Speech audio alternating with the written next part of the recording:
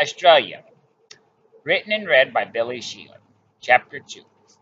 I'm out in my gardens trying to keep my mind off of doing my job. Last time I checked on Earth, the news was not what the Great Council would want to hear. I have not told Rashim what the models have told me. He will be pissed, just not sure what to do. I packed a pipe with cannabis and went to the greenhouse first. Phew! Fucking daffodils. If you like your roots staying there, you'll stop blowing that shit around. Oh, somebody's in a mood today. What, you have a meeting coming up and regretting it? The damn flowers antagonized on. Go fuck off. Do you like my warm greenhouse? I can plant you outside in the snow like the gnomes do.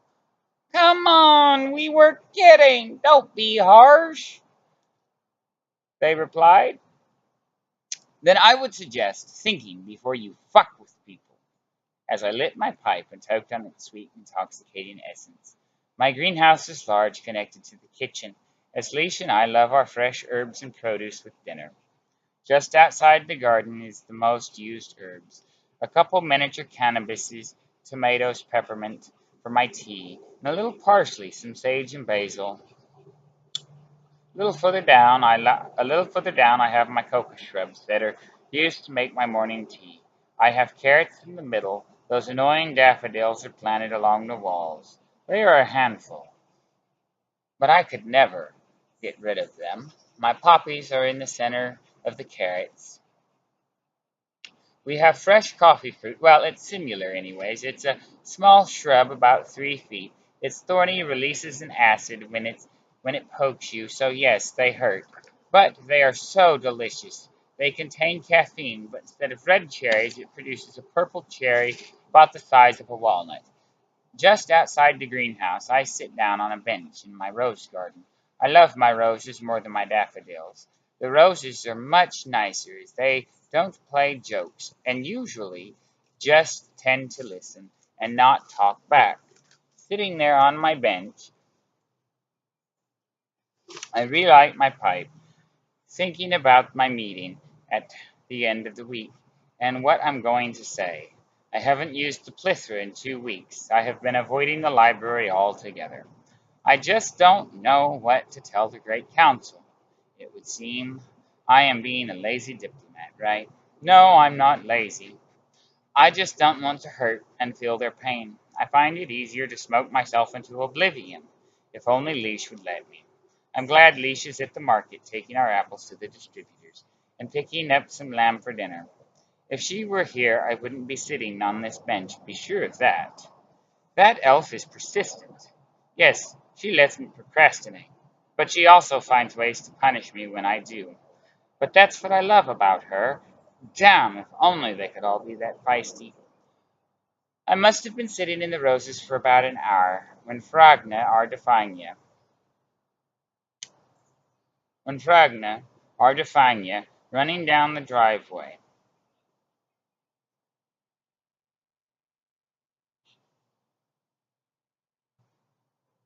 Started running down the driveway. The closest translation is dog, but a Defania is not a dog, but more like dog-like. It's a cat bird with a body with a dog-rabbit type of head. Graceful animals they are. That means Leash must be home, and she will know I still haven't done any work because I will be here rather than in the library. I hear footsteps crunching the gravel. Leash is coming around the path to the kitchen.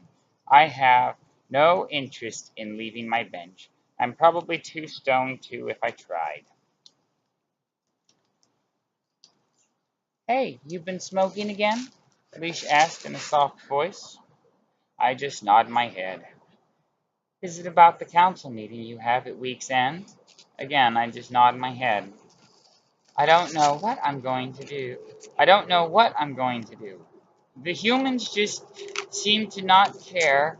The humans just seem to not care. Most of the elders believe they can be saved, and Rashim is counting on me to find their solution. And it's like, to what end? Hmm, I understand more than you know, Lee said. I have spent the last 15 years with you and still haven't found the answer to keep you from this deprivation. So I asked Leash with a smirk, "Are we still having lamb and sautéed apples with peach glaze?" They say the way to a man's heart is through his stomach, and I've found race doesn't apply to that.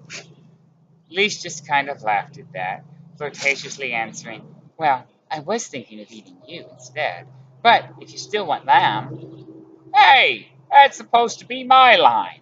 I wanted to eat you for dinner," I replied. "I see no reason why we can't eat each other for dinner," Leash told me as she grabbed my chin and kissed me. "I'll be inside when you make your choice. I'll be inside when you make up your mind. Just let me know.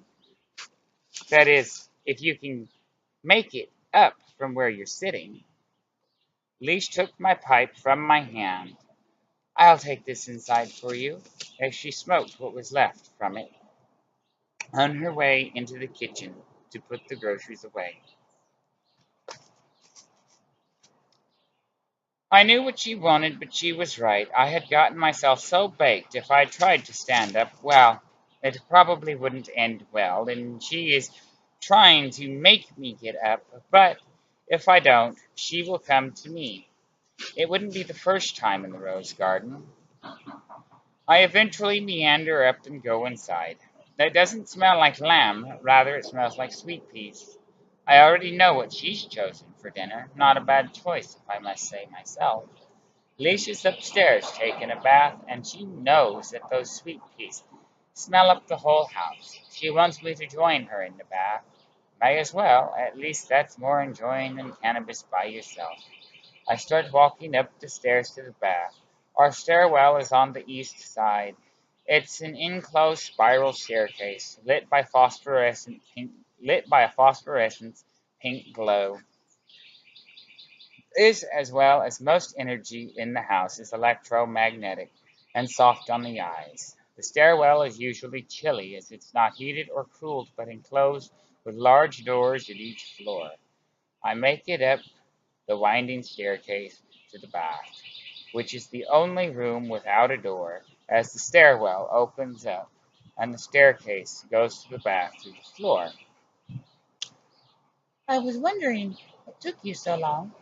It took you longer than normal to make it up here. I thought I was going to have to send out a search party." "No, no search party needed. I just couldn't decide. I really wanted to come up, but I'm really stoned and just didn't want to get up," I replied. Leash just chuckled. "Since when do you ever not decide on sex? The multiverse would have to collapse in on itself first. But even then, I think you would want sex just as it's ripping apart before it disappeared forever." "Yes, yes, you're right, but it doesn't change the fact that I'm a baked potato."